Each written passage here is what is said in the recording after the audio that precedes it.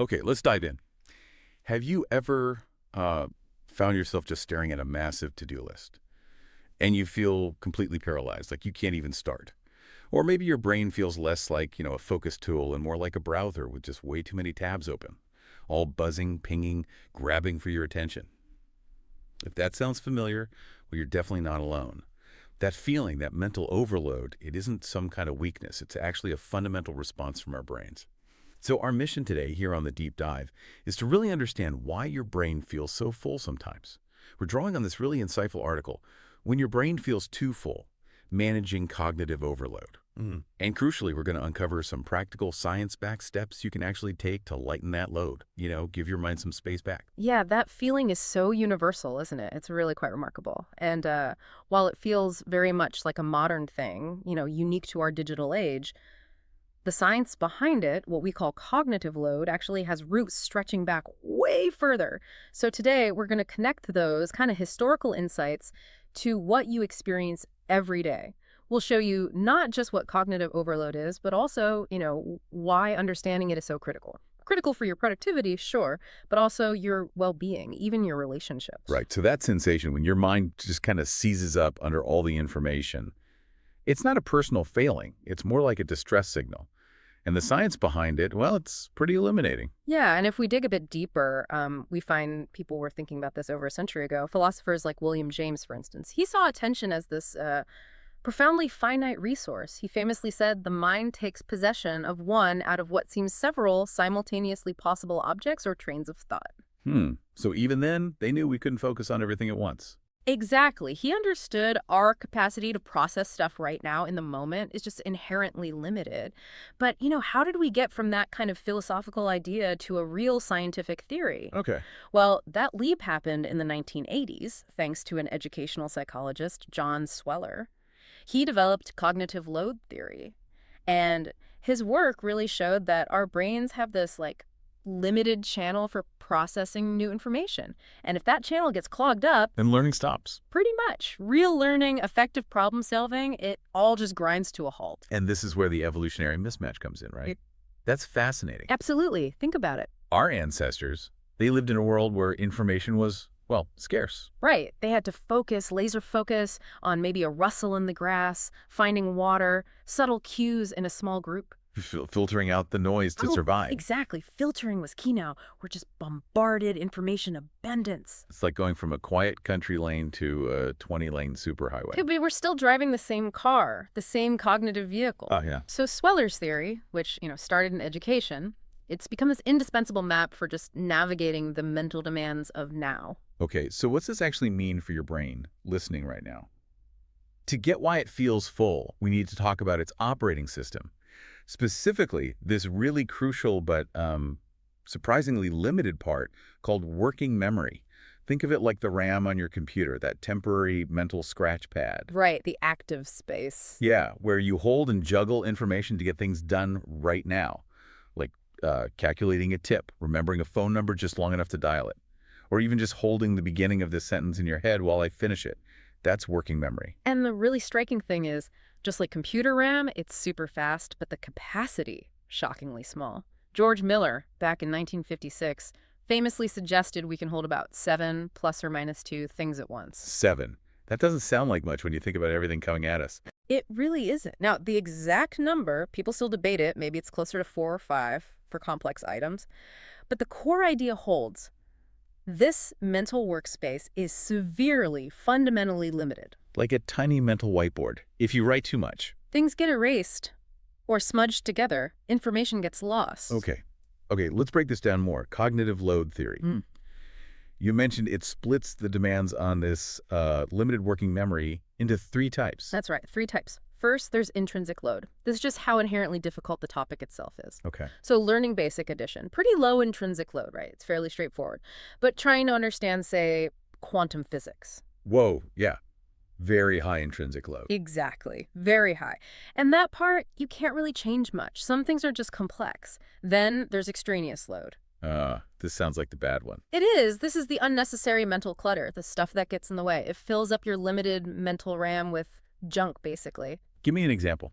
Think about really badly written instructions for assembling furniture. Oh, I know those. Right. You have to reread sentences over and over. That's extraneous load. Or those constant phone notifications dinging while you're trying to focus. Absolutely. Or even just trying to have an important work call in a super noisy cafe. All that background noise, Hmm. extraneous load, it demands attention but doesn't actually help you with the task. Okay, got it. So intrinsic is the task difficulty, extraneous is the clutter. What's the third? The third is germane load. And this is the good kind. The good load. Yeah, this is what we actually want. It's the deep, effortful thinking. It's when you're connecting new information to what you already know, integrating it, building mental models, those aha moments when things click. That's germane load in action. So that's where the real learning and problem solving happen. Precisely. That's the goal. So putting it together, Hmm. your brain feels full when the intrinsic load, how hard the task is, plus all that extraneous clutter, Right. just exceeds your working memory's capacity. Exactly. When those two combined are too much, there's just no room left for the good stuff, for germane load. And then you stop learning, you can't think clearly, you feel stuck, overwhelmed. Yeah. It's not about not trying hard enough. It's a genuine computational bottleneck. So let's get practical. What's actually happening inside our heads during that mental traffic jam? Like, physiologically, where does the rubber meet the road in the brain when we feel that overload? Okay, so the main player here is your prefrontal cortex. The front part of the brain. Right. Think of it as your brain's CEO, the executive suite. It handles the high-level stuff. Planning, decision-making, focusing your attention, even controlling impulses. So the boss. Pretty much. Yeah. And when your working memory gets overloaded, that CEO gets completely swamped. It's like trying to listen to 10 department heads all shouting urgent demands at the same time. Chaos. Total chaos. And Yeah. the immediate result, your overall cognitive performance just plummets. And the consequences aren't just feeling a bit fuzzy, right? They're real. They impact our lives. Oh, absolutely. Very real, very measurable. Okay, like what? Oh, first off, your productivity nosedives. Even if you think you're multitasking effectively. Especially then. Because what we call multitasking isn't really doing multiple things at once. It's rapid task switching. Switching back and forth quickly. Yeah. And every single time you switch, say, from writing a report to checking an email to glancing at a text, your brain pays a price. It takes time and mental energy to disengage and then re-engage. We call it the switch cost. So you end up slower. Slower, you make more mistakes, and you feel way more tired afterwards than if you just focused on one thing. It's the illusion of productivity. Exactly. You feel busy, but achieve less. Okay, second big consequence. Stress and burnout skyrocket. How does overload lead to burnout? Well, when your prefrontal cortex is constantly overtaxed, your brain basically perceives this as a continuous threat. It's like being on high alert all the time. So fight or flight mode. Sort of. It triggers the release of stress hormones, like cortisol. Now, a little cortisol can be good, sharp and focused, short term. But chronic high levels, that leads straight to anxiety, irritability, that feeling of just being mentally exhausted, burnout. Okay, that makes sense. What else? Third, creativity and problem-solving abilities evaporate. Why does overload kill creativity? Because creativity at its core is about making new connections between ideas you already have. And that requires mental space, room for your mind to wander a bit, for different thoughts to kind of bump into each other. Daydreaming time. Yeah, or just unfocused time. When your working memory is jammed full of to-do items and constant distractions, there's simply no room left for that drifting, that connection making. It basically stifles innovation. Wow. Okay. And you mentioned relationships too. Yes. Fourth, your relationships suffer. How so? Ever find yourself snapping at a partner or kids when you're feeling totally overwhelmed? Maybe. Occasionally. Haha. Well, that's often your overloaded prefrontal cortex struggling with emotional regulation. That's one of its key jobs. When your mental bandwidth is maxed out, you just have less patience. You don't listen as well. You're much more likely to react impulsively instead of responding thoughtfully. Less capacity for empathy. Exactly. It directly impacts your ability to connect well with others. So understanding this isn't just like interesting brain science. Not at all. It's absolutely crucial. It hits the quality of your work, your health, your connections. It's foundational for navigating modern life, really. Okay, but here's the hopeful part, right? The good news. We're not just helpless victims here. Definitely not. The goal isn't trying to magically expand our working memory capacity because you said that's largely fixed. Right. It's pretty stable. But we can use it more wisely, more intelligently. It's about being intentional, about cutting down that extraneous load, that clutter, to make room for the deep thinking, the germane load. So what can we actually do? What are the steps? Precisely. The power is in managing what you can control. And there are definitely practical things. Here are 5 science-backed strategies you can start using, like today. Okay, let's hear them. First, tame the digital deluge. Ah, the phone. Knew it was coming. Yeah, it's an amazing tool, but it's probably the biggest source of extraneous load for most people. Every notification, every ping, it's a little interruption. It hijacks your attention. And gives you that little dopamine hit, maybe pulls you back in. Exactly. So the advice, go into your phone settings, be ruthless, turn off all notifications except maybe calls or texts from really key people, your absolute essentials. Wow, all of them. Or almost all. For email, social media, schedule specific, limited times to check them. Don't let them decide when to interrupt you. Put yourself back in control of your attention. That's the key. Okay, second strategy. Embrace single tasking. Ditch the multitasking myth. Absolutely. It's probably one of the most damaging productivity illusions out there. Hmm. Reclaim your focus. Dedicate your attention to one thing at a time, just one. Any tips on how to actually do that? It sounds hard. A great technique is the Pomodoro technique. You heard of it? Vaguely. Set a timer. Yeah. Set a timer for, say, 25 minutes. Commit to working on only one task, no interruptions, until it rings. Then take a short break, 5 minutes, stretch, get water, whatever, then repeat. Why does that work? It respects how our attention naturally works in pulses. Periods of focus, then needed recovery. It prevents burnout within a task. Okay, Pomodoro. Got it. What's number 3? Third, externalize your thoughts. Get it out of your head. Exactly. Your brain is amazing for having ideas, making connections, being creative. It's pretty terrible at holding lots of miscellaneous information reliably. Like a leaky bucket. Kind of. Trying to keep your entire to-do list, grocery list, project ideas, worries all swimming around in there. It's a massive, constant drain on your working memory. So write it down. Write it down. Use an external system you trust. Could be a simple notebook, a planner, a digital tool like Todoist or Trello, whatever works for you. The act of getting it out frees up so much mental bandwidth. Like an external hard drive for your brain. That's a perfect analogy. Okay, fourth, build routines and habits. Why do routines help with overload? Because every single decision you make, even tiny ones like what should I wear or what's for breakfast, uses a little bit of mental energy. It adds up. It's called decision fatigue. Ah, so you run out of decision-making power. You do. By automating recurring choices through routines and habits, you save your best thinking for the stuff that really matters. Like laying out clothes the night before, planning meals. Exactly. Create a consistent morning routine. Systematize things. It's why people like Barack Obama famously wore the same suits, just eliminated a trivial decision. Saved energy for the big stuff. Makes sense. Okay, number 5. And finally, number 5.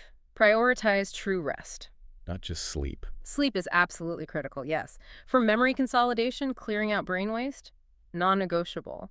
But true rest also means giving your mind unstructured, awake time to just wander. So not scrolling on the phone during breaks. Definitely not. That's just more input.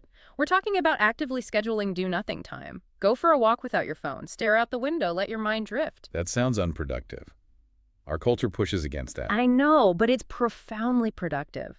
This is when your brain's default mode network, or DMN, kicks in. It's not idle. It's doing important internal work, consolidating memories, self-reflection, planning, and it's strongly linked to creativity. So doing nothing is actually doing something important internally. Precisely. It's essential maintenance and processing time, not a luxury, a necessity. Okay, these 5 strategies: tame the digital single task, externalize thoughts, build routines, prioritize true rest. It's a powerful toolkit, and this understanding really helps debunk some common myths, doesn't it? Yeah. Especially around being busy. It absolutely does. Our society really glorifies busyness, but it's often counterproductive. So myth 1, multitasking makes you more productive. Reality, nope. Less efficient, more errors, more stress. High performers master focus, not juggling. Okay. Myth 2, a packed schedule means you're important and effective. Reality. Often it just means misplaced priorities and way too much extraneous load. Real effectiveness comes from clarity and focusing on what matters. Being busy isn't the same as being effective. Not at all. And myth 3, you can train your brain to handle way more information simultaneously. Reality. Again, no. Working memory capacity is largely fixed. You can get better at specific tasks, learn more information, yes. But the strategy isn't getting a bigger mental cup, it's stopping trying to pour the whole ocean into the one you have. Be more selective about what goes into the cup. Exactly. Manage the flow. So looking ahead, Hmm. this seems increasingly important, right? Our world isn't getting any quieter. With AI, augmented reality, constant connectivity, the demands on our attention are only going to grow. Yeah, absolutely. That's why managing cognitive load is becoming truly one of the most essential skills for the 21st century. So how do we adapt? What's the future look like? Well, the future, ideally, lies in something we could call cognitive ergonomics. Cognitive ergonomics, Right. like designing things for our brains. Exactly. Consciously designing our work environments, our technology, even our daily lives to actually align with how our brains work. Minimizing that pointless extraneous load and actively creating space and time for deep, germane thought. So things like mindfulness and attention training, Hmm. they become less wellness trends and more like fundamental mental fitness. I think so, yes. Hmm. They become essential tools for navigating complexity. Understanding these principles really empowers you. It lets you move from just surviving the information deluge to actually thriving with clarity and purpose. So let's wrap this up. What this all means, really, is that feeling. Your brain being too full. It is not a personal failing. Don't beat yourself up about it. No, please don't. It's a valid signal, a distress signal from your prefrontal cortex saying, hey, the demands have exceeded capacity here. Hmm. And the answer isn't just to grit your teeth and power through the mental fog. Right, that usually makes it worse. It's about being smarter, more intentional, managing that limited resource of working memory wisely. And we really do invite you, everyone listening, just pick one strategy from our deep dive today. Just one to start with. Don't try to do everything at once. No, definitely not. Maybe turn off most of your phone notifications for the next 3 days. See how that feels. Or try the Pomodoro technique on that one task you keep avoiding. Give your brain a little breathing room. Exactly. Just experiment. See what a little more space feels like. Even one small step can make a big difference towards clarity. That's a great takeaway. And maybe a final thought to leave everyone with. Remember, your mind isn't just some container you have to keep filling up endlessly. Think of it more like a fire that needs to be kindled. And by clearing away the mental clutter, by managing that cognitive load, you're giving it the space, the oxygen it needs to burn brightly.